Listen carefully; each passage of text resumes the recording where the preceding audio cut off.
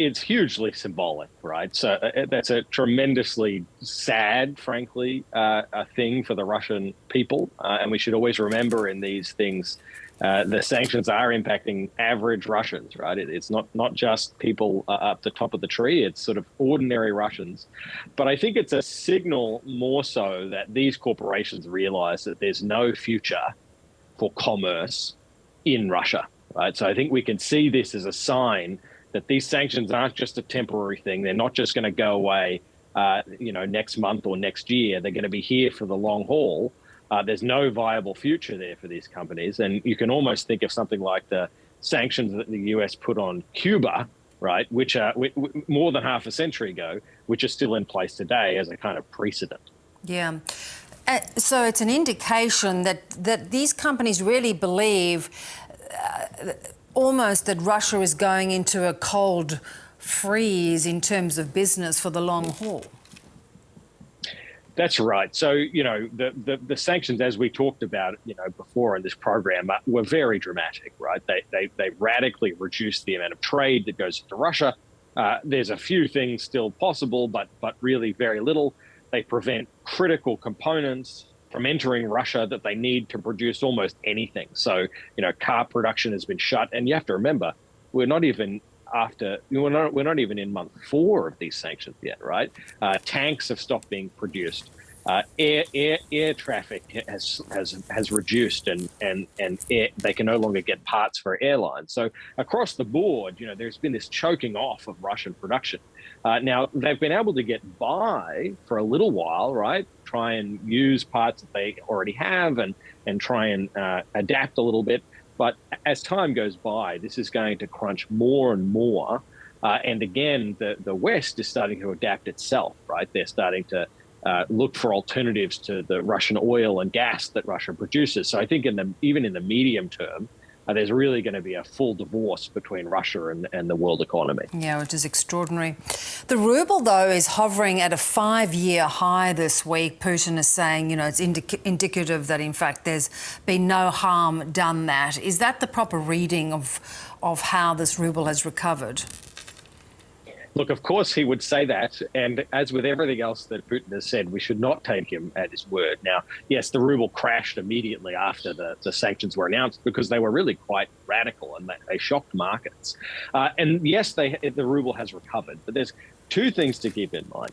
The first is the first thing Russia did in response to the sanctions was it put in a whole lot of policies to try and pump the ruble back up. So it's Russians aren't allowed to buy foreign currency.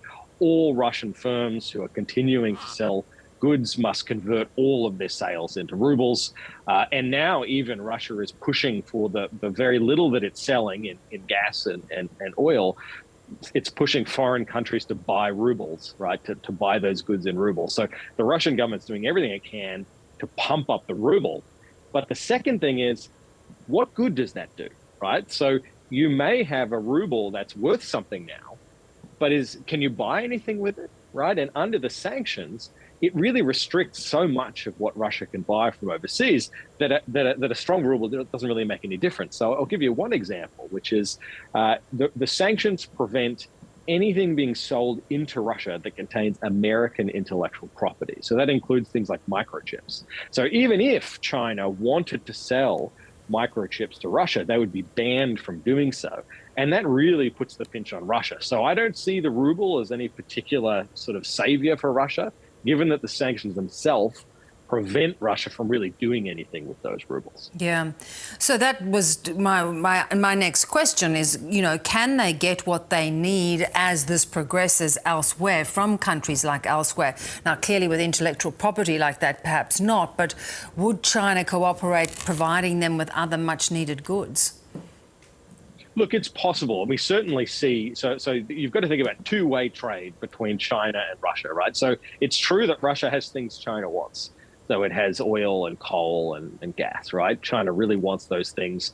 But the problem is if China is the only buyer for Russia, that doesn't put Russia in a very good position, right? You don't want to be in a situation where you only have one buyer for your goods. So what we would see, I think, even if that were true, would be what China gives Russia in exchange for its natural resources will be very limited, right? So in effect, the sanctions will still, even with that, put a big crunch on the Russian economy. I don't suspect China will be particularly, generous. The other thing we can expect is over time, the Russian economy will adapt to some degree, right? They will develop import substitution, try and make things in-house.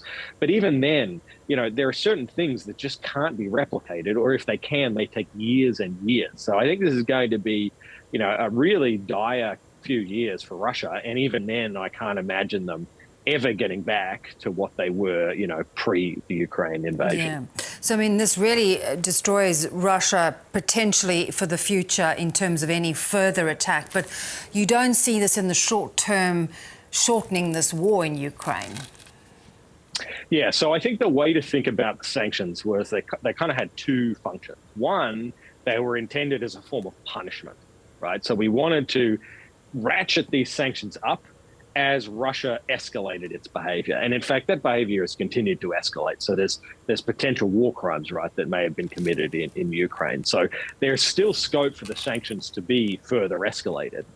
The second thing, and look, it hasn't stopped the war. So, we can continue to escalate. It's not clear what that would do. But the second part of the sanctions, which is really important, is it directly prevents the war effort by preventing manufacture of arms, right? So tank production, missile production, all of these things within Russia have been severely limited. And we're hearing a lot of reports that given the losses that Russia has suffered in its hardware, that it's having a huge difficulty replacing them. I mean, it's become effectively impossible. So there will be, with these sanctions in place, a kind of attrition that happens where Russia's hardware depletes and can't be replaced. And I think that could have a meaningful effect on the outcome.